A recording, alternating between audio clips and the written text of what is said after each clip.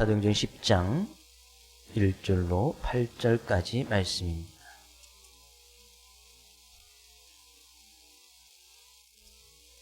제가 한 절, 여러분이 한 절 함께 교독합니다.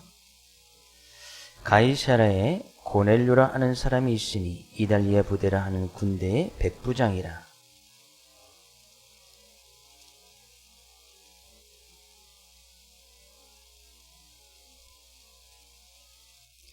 하루는 제9시쯤 되어 환상 중에 밝히 보매 하나님의 사자가 들어와 이르되 고넬료야 하니,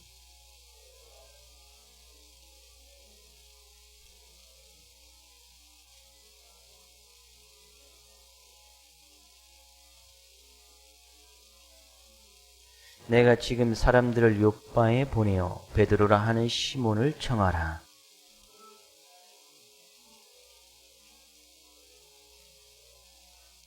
마침 말하던 천사가 떠나매 고넬료가 집안 하인 둘과 부하 가운데 경건한 사람 하나를 불러. 아멘. 어느 교회를 다니는 가정 가운데 초등학교 6학년과 이제 초등학교 4학년 두 아들을 둔 가정이 있었습니다. 근데 이 둘째가 학교에서 축구를 하다가 다리를 다치게 되어진 거예요. 그래서 이제 목발을 짚는 신세가 되어졌는데, 이제 그 다음날 학교를 가려고 하다니까 가방도 있고 학교 과제물도 있어서 이 형에게, 엄마가 이제 형에게 이 동생의 과제물 좀 들어주라고 이렇게 이야기를 합니다. 그러니까 형이 싫다고 이야기를 하는 거예요. 그래서 엄마가 그래도 믿음의 가정이니까, 야, 만약에 예수님이라면 어떻게 했는가, 어떻게 했겠는가, 신앙심을 딱 건드리는 거죠. 그러니까 이 큰 아이가 잠시 생각하더니만, 예수님이라면 동생의 다리를 고쳐서 자기 보고 가방을 들고 가긴 하겠지요. 그랬다는 거예요. 재밌는 이야기인데 요즘 별로 웃을 일이 없어서, 그죠? 가훈이 명문가를 만든다는 그런 책이 있습니다. 거기서 이제 우리 조선시대나 이런 데서도 이제 유명한 가훈들을 통해서 후손들에게 어떤 영향력을 끼쳤는가, 그런 것을 갖다 이제 조사해서 쓴 책이 있는데, 거기에 가서 보니까요, 조선시대에 경주에 최부자댁이라는 그런 집이 있었고, 지금도 그것이 이제 보존이 되어져서 경주에 이렇게 잘 경주에서 어떤 이제 명문가로 내려오고 있는 그런 집안의 내력이 있습니다.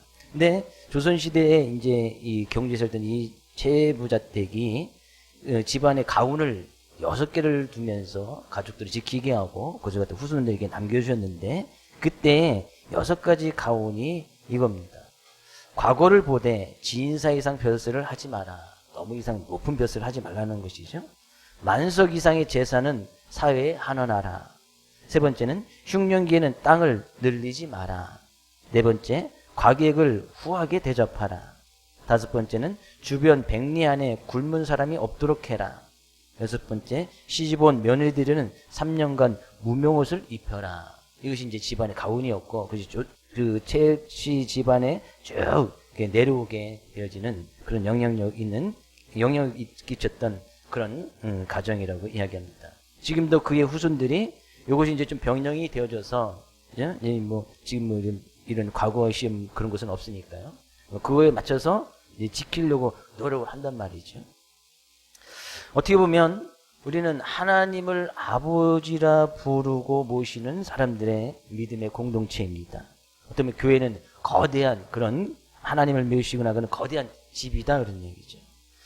그런 당시에 조선시대 그런 최부자댁이 아주 이제 훌륭한 가정으로 또 후손들 이렇게 양육할 수 있었던 것은 그의 가정 가운데 아주 중요한 가훈들이 있었기 때문이에요. 그럼 교회가 그렇게 훌륭하고 또 소문나고 또 명문교회가 되기 위해서는 영적인 가훈이 분명히 있어야 돼요. 하나님께 주신 귀한 말씀을 붙들고 그 말씀을 의지하고 나가는 믿음의 선한 영향력을 끼치는 사람들이 후손들에게, 자녀들에게 그런 영적인 교훈들을 또 가르치고 훈육하고 나갈 때 그 가정은, 그 교회는 훌륭한 교회, 멋진 교회, 아름다운 교회가 될 수 있다는 사실이에요. 오늘 본 말씀은 지난주에도 살펴봤던 말씀인데 다시 한번 본 말씀을 통해서 이 고넬료 가정, 그 가정의 모습을 살펴보기 원하고 또한 그 가정 가운데 주신 하나님의 은혜를 통해서 말씀을 나누기를 원하는데요. 이 고넬료 가정을 2절 말씀 이렇게 소개를 하고 있습니다. 2절 말씀이요. 그가 경건하여 온 집안과 더불어 하나님을 경외하며 백성을 많이 구제하고 하나님께 항상 기도하더니, 그 온 집안이 함께 하나님을 경외하며, 경건하여서 집안이 다 같이 더불어 하나님을 경외했다는 거예요. 그 집안이라는 것은 고넬료 가정뿐만이 아니라 우리가 뒤에 말씀을 살펴보겠지만 그 집안에서 일했던 모든 사람들, 가족뿐만이 아니라 부하, 그 집안에 있던 종들까지도 다 이 경건한 모습으로 하나님을 경외하는 모습으로 그 하나님을 섬기고 나갔다는 거예요. 근데 그것이 하나님 앞에 기억하신 바 되어 상달되어 기억하신 바 되어 기념비처럼 세워져서 하나님께서 그에게 놀라운 기도의 응답을 허락해 주셨음을 우리가 지난 시간에 살펴보았습니다. 저는 이 모습 속에서 어떻게 이 고넬료 가정의 모든 사람들이, 집안의 모든 사람들이 다 경건하여서 다 같이 더불어서 그 하나님을 경외하고 하나님을 믿는 믿음의 모습으로 이루어질 수 있었을까? 그 고넬료라는 사람을 성경은 단 한마디로 그는 경건한 사람이었다라고 이야기를 하고 있어요. 그 가정 가운데서 누가 가장 먼저 하나님을 믿었는지 알 길은 없지만 그래도 그 가정에 어떤 영향을 끼치는 사람이 하나님을 잘 믿음으로 말미암아 지금 고넬료라는 사람을 이야기하는 것을 보면 아마 그 가정의 가장이었던 이 고넬료가 하나님을 먼저 믿게 되어졌고 그의 선한 영향력을 통해서 그 집안 모든 사람들이 다 하나님을 더불어 경외하고 믿게 되어졌다는 사실을 우리가 미루어 짐작할 수 있습니다. 그러니까 한 사람의 경건한 모습, 한 사람이 하나님 믿는 그 믿음의 모습을 통해서 온 가정이 또한 그 가정에서 끼던 모든 집안 사람들이 하나님을 믿고 나가는 그런 귀한 믿음의 모습을 우리에게 지금 보여주고 있더라 그런 얘기예요. 저는 오늘 이 시간 하나님 앞에 예배드리는 우리 사랑하는 성도님들의 귀한 믿음의 모습들이 여러분의 삶, 가정 가운데서, 삶 가운데서, 여러분이 속해 있는 어떤 지역에서, 또 회사에서, 또 여러분이 하는 인간관계에 맺고 있는 그런 관계의 모습 속에서 믿음의 선한 영향을 끼쳐나갈 수 있는 우리 사랑하는 모든 손님 될 수 있기를 주의 이름으로 축복을 드립니다. 하나님께서 그 고넬료에게 환상을 하나 보여주셔서 이야기하는 말씀하신 것이 뭐예요? 그래서 베드로를 청해서 말씀을 들으라는 이야기죠. 그가 지금 인근에 있는 인근 지역에 있는 욥바라는 곳에 이 가이사랴와 이 욥바라는 곳에서는 한 50km 정도 떨어진 곳이라고 말씀드렸습니다. 한 50km 정도 떨어져 있는 그곳에 베드로가 있으니 그 베드로를 청해서 하나님의 말씀을 들으라 이야기를 합니다. 그 환상의 말씀을 듣던 이 고넬료가 어떻게 이야기를 합니까? 7절 말씀. 마침 말하던 천사가 떠내매 고넬료가 집안 하인 둘과 부하 가운데 경건한 사람 하나를 불러 이 일을 다 이루고 욥바로 보내니라. 이 환상 가운데서 하나의 말씀을 들었던 이 고넬료가 자기 집안에 있던 하인 2명하고 자기 부하 가운데 경건한 사람 하나를 불러서 이 일을 명하고 그 일을 시켰던 것을 보게 되었어요. 근데 여기에 하인 둘하고 부하를 소개를 하고 있는데 그 사람은 경건한 사람이었다. 그의 부하 가운데 한 사람을 이야기하고 있는데 그 사람은 경건한 사람이었다라고 이야기를 하고 있는 거예요. 자, 고넬료는 로마의 군인이었고 백부장이었습니다. 그 100명의 부하를 이끌고 나가는 거기에 장급된 사람이 고넬료였단 말이죠. 근데 그 100명의 부하 가운데 한 사람을 갖다 지금 그의 부하를 청하해서 어떻게 보면 이 명령하면서 심부름을 시키게 되어지는데 그 로마 병사잖아요. 근데 그 사람도 경건한 사람이라고 지금 소개를 하고 있단 말이에요. 로마 사람, 군인 신분이었던 이 사람도 경건한 사람이었다. 경건하다라는 것은 마음의 중심으로 하나님을 잘 섬기는 사람들에게 사용하는 그런 단어가 이 경건이라는 뜻이거든요.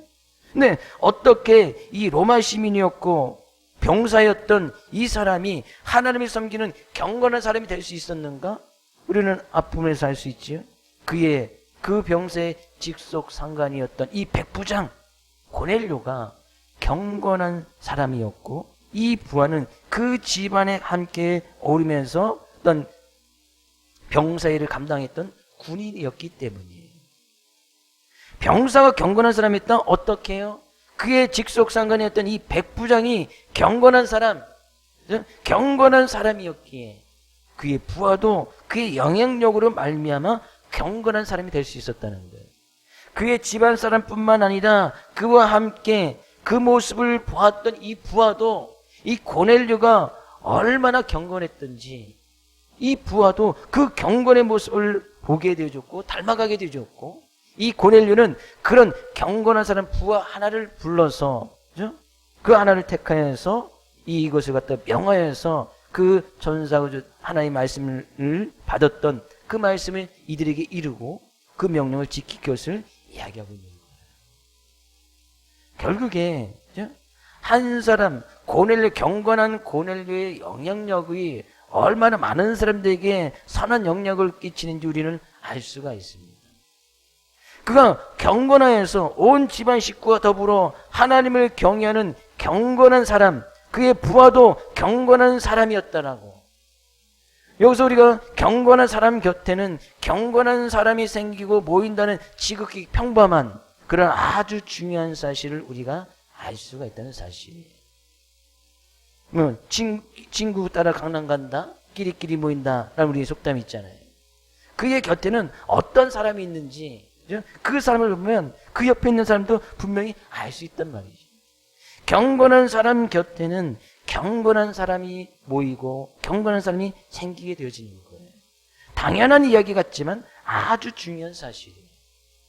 마태복음 23장에 가서 보면 서기관과 바리새인들을 질책하시는 장면이 기록되어 있습니다. 당시의 서기관 바리새인들은 하나님을 잘 예비하고 신실한 모습으로서 하나님을 하나님께 제사를 드리고 하나님 말씀을 양육하는데 누가 봐도 힘써 나갔던 사람들이 이제 서기관 바리새인들이거든요. 아주 열성적이었단 말이죠. 바리새파 하면 또 하나님을 이제 제사하고 예배드리는데 아주 열정적으로 들어 나갔던 사람이 바리새파 사람들이었거든요. 근데 마태복음 23장에서 예수님께서는 그들을 아주 질책하십니다. 뭐라고 질책하십니까? 마태복음 23장 13절에서 15절 가서 볼까요? 같이 읽어보겠습니다. 화 있을진저 외식하는 서기관들과 바리새인들이여, 너희는 천국문을 사람들 앞에서 닫고 너희도 들어가지 않고 들어가려 하는 자도 들어가지 못하게 하는도다. 15절. 화 있을진저 외식하는 서기관들과 바리새인들이여, 너희는 교인한 사람을 얻기 위하여 바다와 육지를 두루 다니다가 생기면 너희보다 배나 더 지옥 자식이 되게 하는도다. 27절 28절 말씀 가서 볼까요? 화 있을진저 외식하는 서기관들과 바리새인들이여, 회칠한 무덤 같으니 겉으로는 아름답게 보이나 그 안에는 죽은 사람의 뼈와 모든 더러운 것이 가득하도다. 이와 같이 너희도 겉으로는 사람에게 옳게 보이되 안으로는 외식과 불법이 가득하도다. 서기관과 바리새인, 누가 봐도 그 사람들은 경건하다, 인정하다라고 칭함을 받은 그런 사람들이었지만 오히려 천국문을 닫고 주위 사람들마저 지옥 자식으로 전락시키는, 겉으로는 그렇게 아름답게 보이지만 그의 속에는 탐욕이나 욕심, 온갖 더러운 것이 가득한, 겉으로는 사람들에게 옳게 보이는 것 같지만 속으로는 외식과 불법이 가득한 그런 외식주의자들, 이중인격자들이라고 예수님께서 아주 강하게 책망하시는 거예요. 겉모습으로 보면 사람들에게는 경건하게 보였다는 얘기죠. 사람들에게 아름답게 보였고 옳게 보였고, 그러나 그래서 단지 연출에 불과했지 그들의 마음속은 온갖 더러운 것, 악한 것으로 가득 차 있었단 말이죠. 그들은 수단과 방법을 가리지 않고 자기의 사리사욕만 채우는 아주 추악한 모습, 탐욕과 정욕에 찌들어져 있는 그런 아주 더러운 자들에 지나지 아니었다는 거예요. 겉모습으로 볼 때는 고넬료 있던 로마 구인, 그는 백부장이었고, 그가 아무리 경건하다고 한들 겉으로 드러나는 그의 모습은 로마 사람, 이방인. 그래서 유대인들, 이스라엘 민족에 보면은 그 사람 경건한 사람이 될 수가 없는 사람인 거예요. 겉모습으로 보면 그런 거예요. 그의 부하 또한 마찬가지겠지. 로마 병사, 그가 경건하다고 해서 이스라엘 사람들이 그들이 경건하다고 인정해 주냐? 결코 그렇지 않습니다. 이스라엘 백성들 당시에 선민의식이 사로잡혀 있어서 자기들만 하나님의 백성이고 하나님의 자녀고 하나님의 은혜를 자기들만 받는 줄 알았거든요. 겉모습으로 볼 때는 그들은 경건해야 경건할 수가 없는 사람들이었단 말이죠.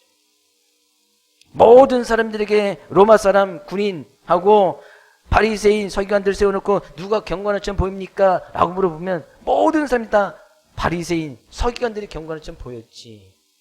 로마 사람들은 결코, 군인들은 결코 경건하다라고 칭함을 받을 수가 없는 사람이었다라고 이야기하는 거예요.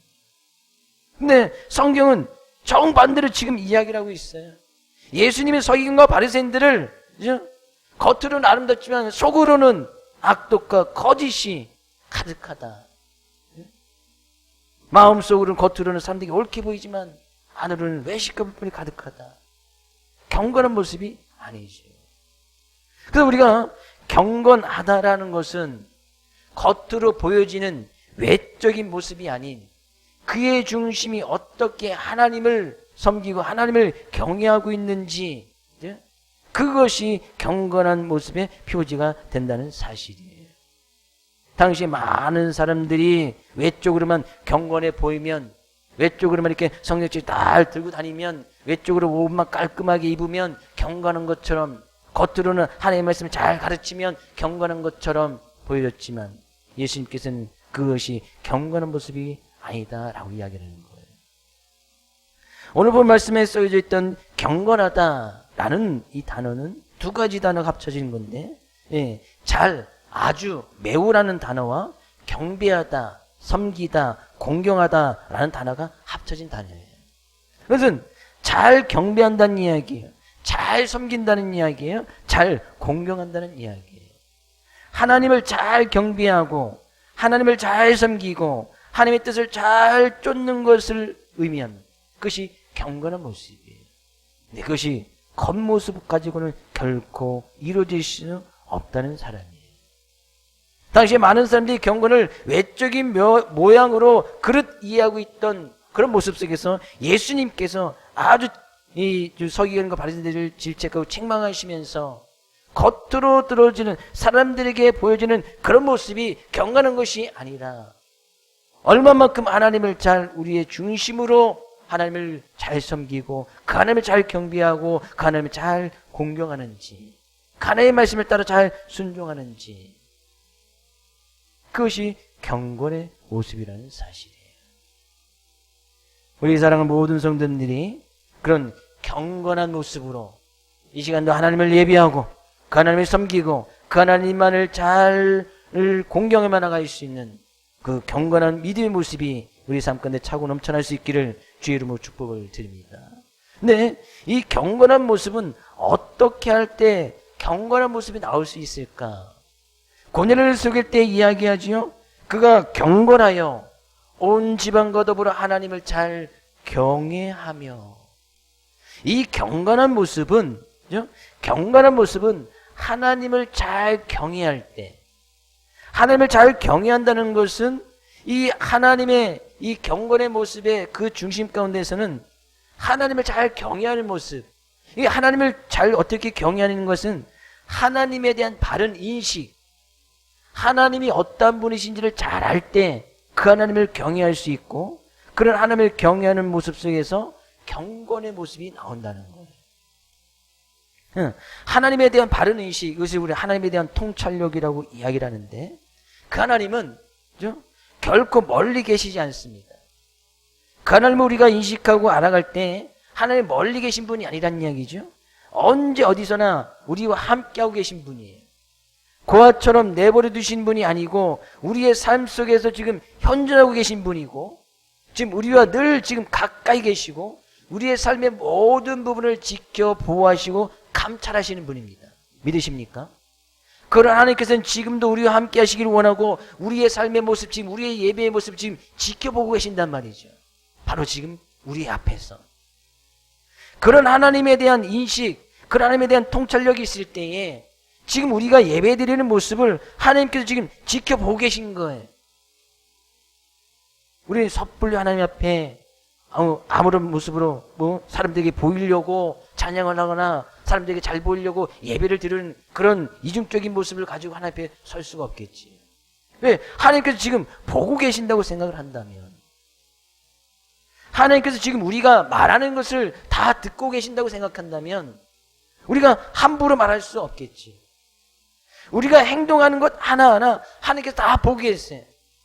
그러면 우리가 행동하는 것 함부로 아무렇게나 행동할 수 없겠지. 이것이 하나님에 대한 올바른 인식이거든요. 하나님에 대한 통찰력이란 말이죠. 그런 하나님에 대한 통찰력이 있을 때에 하나님을 진정으로 경외할 수 있는 거예요. 그래서 그 경외라는 뜻에는 두려워한다라는 그런 뜻도 담겨져 있습니다. 하나님 지금 내 앞에 보고 계시니까 너무나 두려운 거예요. 그래서 그 하나님을 경외할 수밖에 없는 거예요. 우리의 삶을 다 보고 감찰하고 계신 하나님을 보고 느끼면서도 그의 삶이 경건해지지 않을 사람이 어디에 있겠습니까? 우리가 말하는 것, 생각하는 것, 행동하는 것 다 지금 보고 계신데 그의 삶의 모습이 어떻게 경건해지지 않을 수 있겠느냐 그런 얘기죠. 문제는 자신의 삶 속에서 지금 현존하고 계시고 늘 함께하고 계시는 그 하나님에 대한 경외심을 상실할 때 이 경건의 모습도 없어진다는 사실이에요. 겉으로는 남을 수 있었겠지요. 겉으로는 서기관과 바리새인들처럼 경건한 외적의 모습은 남아있을 수 있겠지만 실제적으로 그런 하나님을 경외하는 마음이 없었기 때문에 겉으로는 그냥 그럴듯하게, 겉으로는 사람들에게 보이려게 사람들을 속일 수는 있지만 하나님을 속일 수 없다는 사실이에요.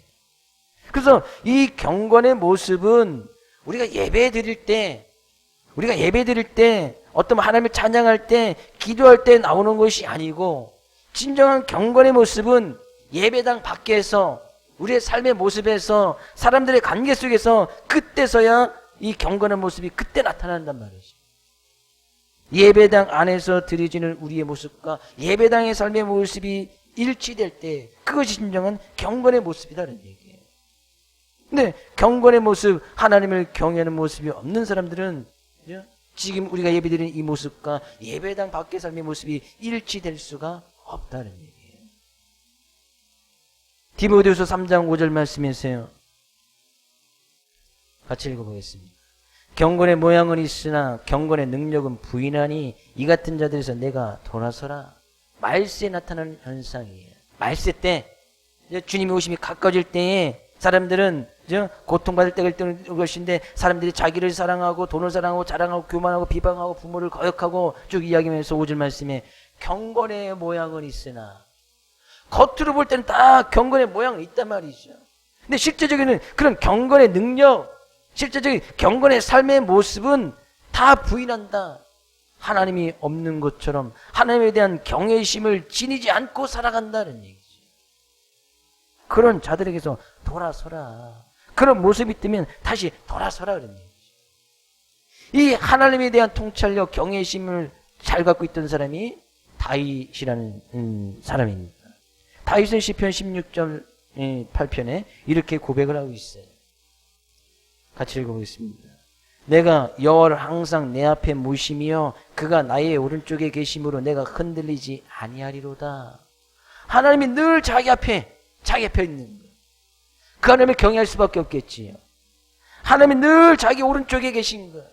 이쪽에도 계시고 이쪽에도 계시고 밤에도 계시고 낮에도 계시고 사람들이 없는 곳에도 계시고 사람들이 많은 곳에도 계신 거예요.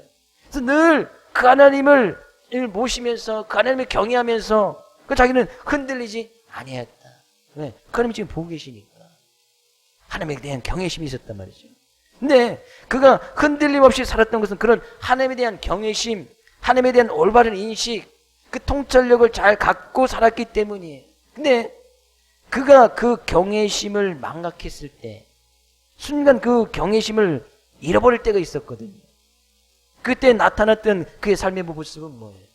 결국에 남의 아내 빼앗고 살인을 저지르고 또 거짓을 행했던 그런 모습을 우리가 보게 되죠.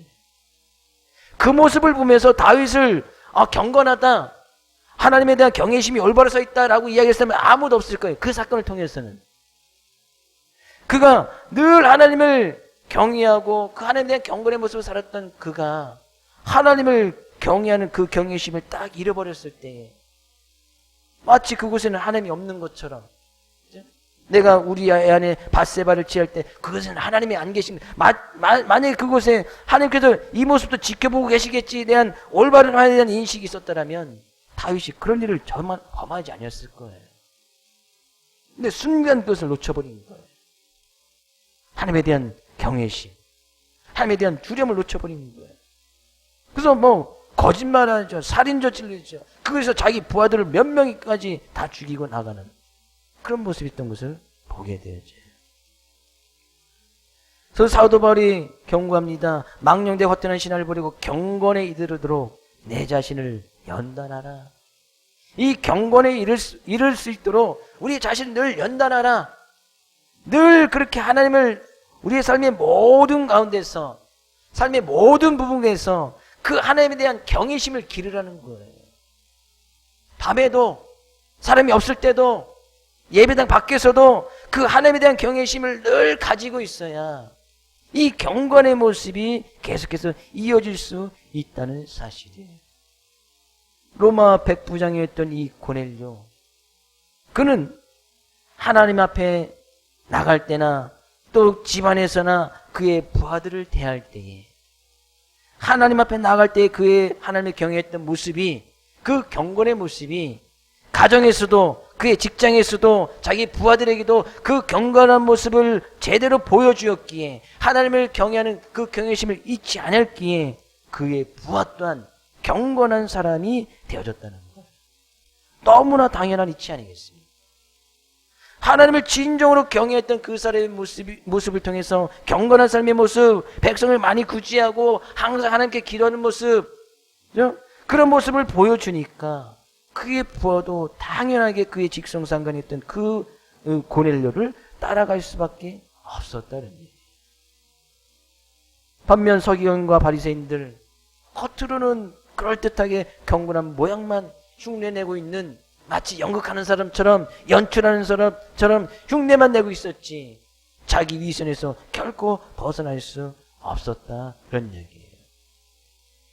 그래서 이 경건은 하나님을 믿는 하나님의 백성, 그리스도의 삶 자체를 일컫는 용어다, 그런 얘기죠.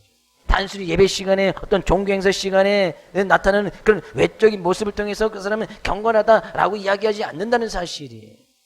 우리의 삶 자체, 그 자체를 일컫는 용어가 바로 경건인 거예요. 고넬료는 그의 삶 자체가 경건의 삶의 모습이었다라고 성경은 이야기하고 있는 거예요.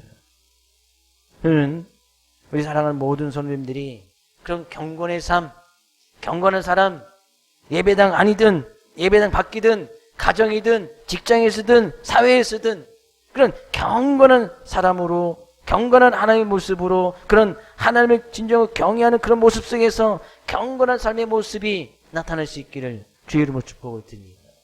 이런 경건한 사람의 삶의 특징을 한 가지 이야기를 하고 있는데, 그죠? 7절 말씀, 7절, 8절 말씀 다시 한번 읽어볼까요? 마침 마르던 천사가 떠나며 고넬료가 집안 하인들과 부하 가운데 경건한 사람 하나를 불러 이 일을 다 이루고 욥바로 보내니라.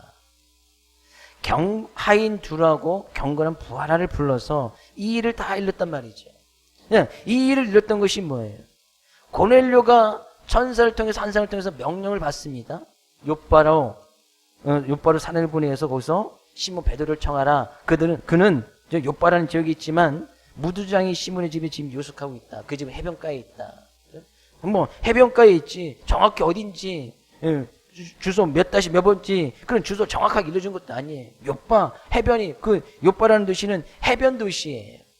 해안가에 있는 도시였단 말이죠. 그 집안, 그 지역 절반이 해변가에 있는 집 아니겠어요? 어떻게 보면 정말 막연한 거예요.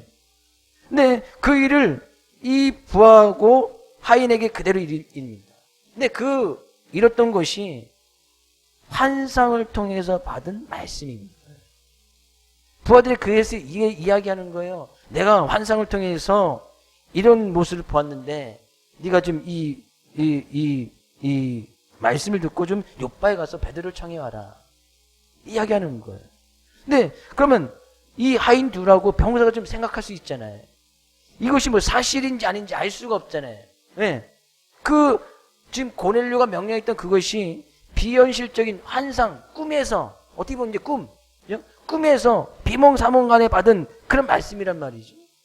근데 그것이 정말 이루어질지 안 이루어질지도 모르는 것이고, 정말 요바에 베드로라는 사람이 있는지 없는지도 모르는 것이고, 또 이 요바라는 곳을 갔지만 베드로와 일면식도 없고, 베드로가 체류중인 그 무두장의 집도 정확히 모르고 그냥 막연히 그냥 해변 근처라고 이야기만 했지 그 베드로를 찾는 것이 쉬운 일도 아니었을 거예요. 네, 베드로를 또 만난다 한들 자신들이 말하는 것을 믿어주겠습니까? 환상 중에 꿈을 꿨는데 주인이 꿈을 꿨는데 좀 와서 좀 이 주인에게 청하니까 좀 와주십시오. 꿈 얘기하는데 그것을 잘 들어줄 일도 없을 것이란 말이죠. 어떻게 보면 현실과 동떨어진 황당한 명령인 거예요. 내 꿈에 그런 것을 봤는데 가서 이것을 지켜라. 명령이 좀 웃긴 거예요. 그까지는 어떤 정책의 명령도 아니고. 또 요바라는 곳하고 지금 가이사에서 요바까지 거리가 한 50km인데 우리가 뭐 그 뒷부분에 가서 보면 그 다음날 그들이 그 요바라는 곳에 도착한 시간이 한 오후 3시쯤 돼요. 그러면 그들이 만약에 뭐 지금같이 교통수단이 발달된 것이 아니어서 걸어가야만 되는데 그 이튿날 바로 그곳에 도착합니다. 50km를 걸어가려면 성인들이 빨리 걸어가도 한 12시간 정도는 그냥 걸어가야, 아무리 빨리 군인이 걸어가도 쉬지 않고 걸어가야 10시간을 걸어야 갈 수 있는 곳이에요. 근데 중간에 뭐 10시간 어떻게 쉬지 않고 걸어갑니까? 좀 중간에 쉬기도 하고 뭐 하고 하면 12시간 이상 걸리는 거예요. 근데 이들이 그 말씀을 받고 고넬료가 환상의 말씀을 받고 환상을 받은 것이 오후 3시쯤 되잖아요. 그리고 그들이 그 명령을 부하들에게 바로 일렀다 하더라도 오후 3시, 한 4시나 5시쯤 출발했는데 그 다음날 12시쯤에 그들이 요바라는 곳에 도착한 거예요. 그럼 우리는 미루어 짐작한 것이 이 명령을 받았던 그 하인들과 부하는 밤새도록 걸어간 거예요. 중간에 잠깐 휴식하고 자지도 않고 걸어가야 그곳에 도착할 수 있었던 거예요. 지금같이 뭐 차가 있으면 1시간이면 쭉 갈 수 있는 그런 거리 아니겠어요? 근데 밤새도록 그들이 걸어가는 거예요. 자, 제가 이 상황을 좀 장황되게 설명드리느냐, 경건한 사람의 특징을 지금 이야기하고 있는 거예요. 경건했던 이 부하 하인은 경건했던 이 고넬료가 정말 허황된 명령이긴 하지만 그 명령을 했을 때에 그 명령을 받아서 그곳에 이르는 것이 정말 힘들고 어렵고 피곤한 여정이었지만 불평불만 한마디 하지 아니하고 그 말씀을 듣고 그 말씀 앞에 순종하여서 그 길을 걸어갔다는 사실이에요.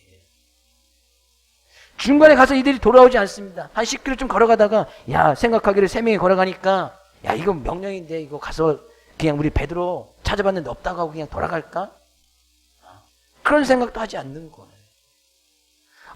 이 백부장이요. 그런 명령이 뭐 어떤 실현 가능성 있는 명령도 아닌 것 같고 꿈에서 봤는데 다시 한번 오늘 밤에 꿈을 꿔서 똑같은 꿈이 이루어지면 그때 다시 말씀해 주시면 그때 그 명령을 지키겠습니다. 이런 말도 하지 않아요. 경건했던 이 부하는 그 경건했던 이 주인이 시켰던 그 말씀 앞에 그대로 순종하면서 나간 거예요. 가서 지금 베드로를 청해서 오는 것이 어떻게 보면 정말 하찮은 일일 수도 있는 거예요. 보잘것없는 일일 수도 있는 거예요. 집안에서 다른 일을 하는 게 낫지. 그 명령을 받아서 사람 하나 불러오는 것 정말 하찮은 일이잖아요. 누가 봐도 그것은 다른 사람들에게 어떤 자랑거리로 또 칭찬받을 만한 그런 일이 아니었단 말이에요. 그럼에도 불구하고 이 하인과 경건했던 이 부하 한 사람은 아무리 뭐 그 명령을 지켜서 다른 선생님의 칭송을 받거나 뭐 그것에 대해서 뭐 상을 받거나 뭐 포상을 받는 그런 일이 아니었음에도 불구하고 그 말씀 앞에 순종하면서 나가더라 그런 얘기예요. 경건한 사람은 하나님의 말씀 앞에 있는 모습 그대로 순종하는 사람이 바로 경건한 사람의 삶의 특징이에요. 고넬료가 그런 모습을 보여준 거예요. 고넬료도 환상 가운데 그런 모습을 받으니까 그대로 바로 순종해서 자기 부하에게 시킨 거 아니겠어요? 경건했던 그 부하는 그 말씀을 받고 또 그대로 지켜나가는 거예요. 정말 하찮은 보잘것없는 그런 일이라 할지라도 자기의 주어진 일에 최선을 다하는 사람, 그런 사람이 바로 경건한 사람이다. 누가 알아주지 않아도 그것을 통해서 어떤 상급이 없어도 포상이 없어도 겸손한 사람은 그 말씀 앞에 순종하여서 그 말씀을 지켜 나가더라. 결국 하나님께서는 이 경건한 사람을 통해서 사도행전의 10장을 이어나가시는 거예요. 만약에 이들이 베드로를 청하지 않고 중간에 돌아왔다. 그 이후에는 뭐 하나님께서 또 다르게 어떻게 역사하셨는지 모르겠지만 사도행전 10장이 제대로 이어가지 않는 거예요. 그들이 그래서 베드로 청에 와서 말씀을 듣고 가이사랴성에 또 부흥의 불길이 일어나고 그래서 또 교회가 세워져 나가고 하나님의 나라가 확장되어지고 귀한 일들이 그것에도 막 번져나가는 거예요. 그랬던 사람이 베드로에서 이루어진 거예요. 그 베드로를 통해서 이루어지긴 했지만 그 베드로를 청하기 위해서 지극히 작은 그런 말씀 앞에 충성되이 그 말씀을 지키고 나갔던 이 하인들, 이름도 거론되지 않았던 이 부하, 경건한 사람 한 사람, 그런 사람들에 의해서 이 역사가 이루어져 나가고 있다는 사실이에요. 예수님께서 말씀하시죠. 지극히 작은 것에 충성된 자는 큰 것에도 충성하고 지극히 작은 것에 불의한 자는 큰 것에도 불의하니라. 지극히 작은 것에 충성한 사람, 그런 사람이 바로 경건한 사람이다 이런 얘기죠. 오늘 말씀을 통해서 하나님을 경외하는 마음이 우리의 삶의 모든 부분 가운데 회복되어지기를 주의 이름으로 축복을 드립니다. 여러분의 삶 가운데서, 여러분의 가정 가운데서, 교회 가운데서 하나님을 경외하는 그 마음, 그래야 경건의 모습이 회복되어지는 거예요. 그 경건의 모습이 회복되어진 사람은 삶 가운데 무엇을 해요? 백성을 많이 구제하고 하나님께 항상 구대하더니 우리가 무엇을 해야 되는지, 어떤 자리에 있어야 되는지 그것을 잘 구별한단 말이죠. 우리가 지금 어디에 서 있어야 됩니까? 우리가 어떻게 지금 무슨 일을 해야 됩니까? 그것을 잘 구별할 수 있는 사람이 경건한 사람이에요. 백성을 많이 구제하는 일에 항상 기도에 힘썼다고 했듯이 기도하는 자리에 더욱더 지금 우리가 처해 있는 이 상황 가운데서 더욱더 기도하는 자리에 말씀을 지켜 순종하는 그 자리에 우리의 가정에서 삶의 모습 가운데서 그런 모습이 더욱더 나타나야 할 줄로 믿습니다. 지극히 작은 한 말씀이라도 우리가 그 말씀에 최선을 다하고 나갈 때 하나님께는 그런 사람을 통해서 하나님의 놀라운 역사를 이루어 나가신다는 사실이에요. 이번 한 주간 그런 귀한 모습, 하나님을 경외하는 모습 속에서 하나님을 경건한 삶의 모습이 나타나고 그 경건한 삶의 모습을 통해서 하나님의 놀라운 역사를 이뤄나갈 수 있는 우리 사랑하는 모든 손님 될 수 있기를 주의 이름으로 축복을 드립니다.